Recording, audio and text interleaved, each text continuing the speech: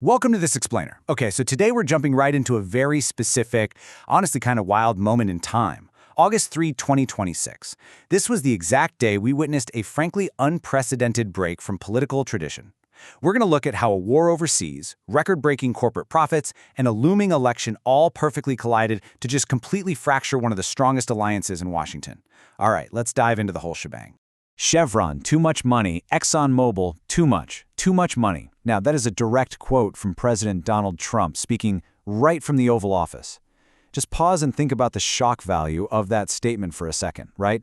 This is the very same president who championed the oil industry, rolled back environmental regulations, and aggressively encouraged domestic drilling. And suddenly, he's standing at a podium publicly attacking America's biggest energy players. He absolutely didn't mince words. But what exactly prompted this massive, sudden U-turn? Well, it really all comes down to this absolutely staggering number, $26.5 billion. That is the combined second quarter windfall for just two companies, ExxonMobil and Chevron, over exactly 3 months. I mean, it's an astronomical figure. And it's the exact figure that set off alarm bells in the Oval Office, setting up the big economic mystery we are going to unpack today.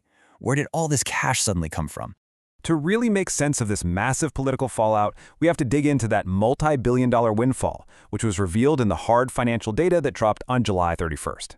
When you actually break down the numbers, the sheer scale of the jump is pretty wild. Take Chevron, for example. The previous year, they posted a perfectly healthy $2.5 billion in profit for the quarter. But this year, boom, a massive $12.2 billion. That is nearly a 5-fold increase, making it literally their most profitable single quarter in 6 years. And hey, they weren't alone. ExxonMobil reported $14.5 billion in profit, strictly doubling what it made during the exact same period the year before. But as we know, windfalls like this definitely don't happen in a vacuum. Because while these companies were booking these record-shattering quarters, everyday American drivers were living a completely different reality at the pump, driven entirely by geopolitics. Let's rewind a bit. On February 27th, the day before the US and Israel launched attacks on Iran, gas was sitting at an average of $2.98 a gallon. But that conflict, it severely disrupted production in the Gulf and choked off tanker traffic through the Strait of Hormuz, which is a massive global energy choke point. So by April through June, U.S. oil futures had spiked to an average of $92 a barrel. And by the time these earnings were announced in August, consumers were paying $4.10 a gallon. That's a super painful 40% spike for everyday folks. But here is where the actual mechanics of the oil business become absolutely crucial to our story. Now, you might assume these companies made all this money just by pumping crude oil out of the ground and selling it at a higher price, right? Well, actually, scratch that.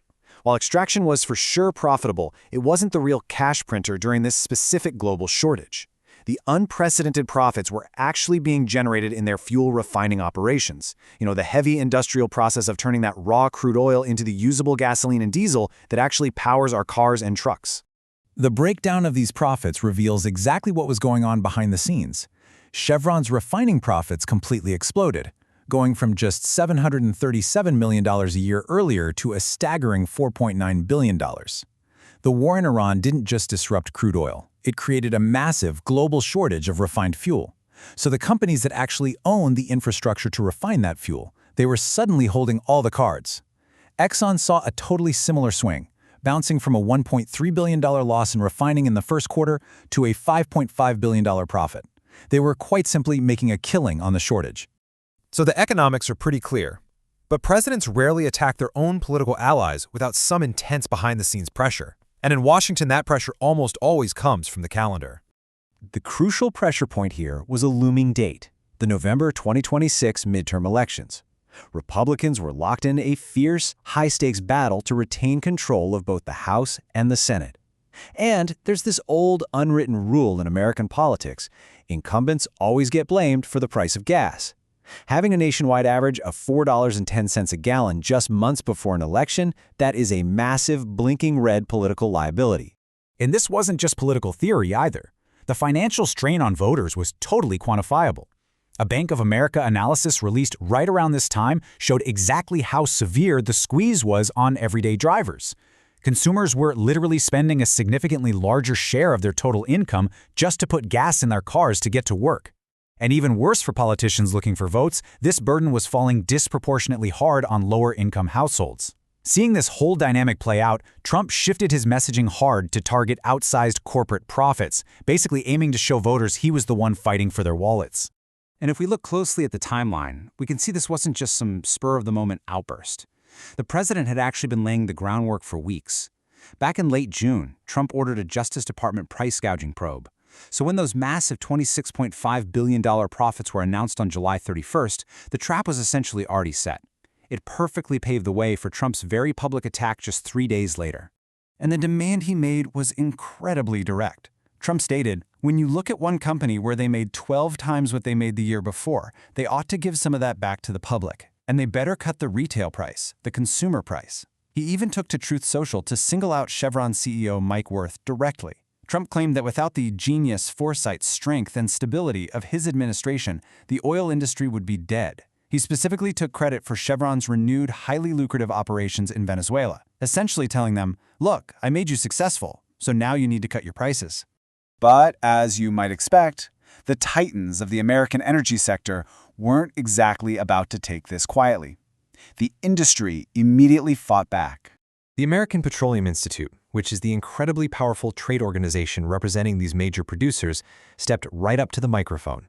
Spokesperson Andrea Woods issued a really firm counterargument, saying, "Higher prices are driven by global supply, demand, and continued uncertainty around the Strait of Hormuz, not by any one company." With just that single sentence, the industry effectively deflected the attack, shifting the blame right back to the geopolitical realities of the Iran war and those strained global supply chains. It's really fascinating to break down the specific economic mechanics the industry used to defend themselves here. First off, they pointed out that major producers don't actually set the price on the street sign. Independent retail gas station owners do that. Second, as publicly traded corporations, they argued they are legally bound to prioritize shareholder returns, so doing voluntary corporate price cuts that hurt the bottom line, that's just not how the market works. And finally, both Exxon and Chevron CEOs had already been warning for a while that the severe shortage in global refining capacity meant supply was going to remain tight, which naturally keeps prices high. Which really brings us to the core ideological paradox at the center of this whole explainer, the free enterprise contradiction. It's a massive contradiction, honestly. On one side, you have Trump's long-standing signature drill baby drill agenda, maximizing domestic energy production, slashing environmental regulations, and just generally cheering on the industry. But then, on the other side, you have this sudden demand for what basically amounts to executive price controls, demanding companies slash retail prices and limit their profits during a global shortage. You can't really tell companies to ruthlessly maximize production in a free market and then turn around and punish them when that exact same free market dictates higher prices. And you know what? Even the president himself seemed to recognize the awkwardness of his position here. Right in the middle of his attacks, Trump actually admitted, "I should be the last one to say it because I'm a big free enterprise guy, nobody bigger." It is a truly stunning admission. It shows that political survival and consumer anger had, at least temporarily, completely overridden his core free market ideology. The alliance was fundamentally changed by the harsh realities of an election year. The president did try to offer a closing prediction for the future, promising drivers, "When we're finished with Iran, you're going to see oil prices drop through the floor." It was clearly a message meant to offer some hope, but it really stood in stark contrast to the immediate, painful reality for everyday Americans.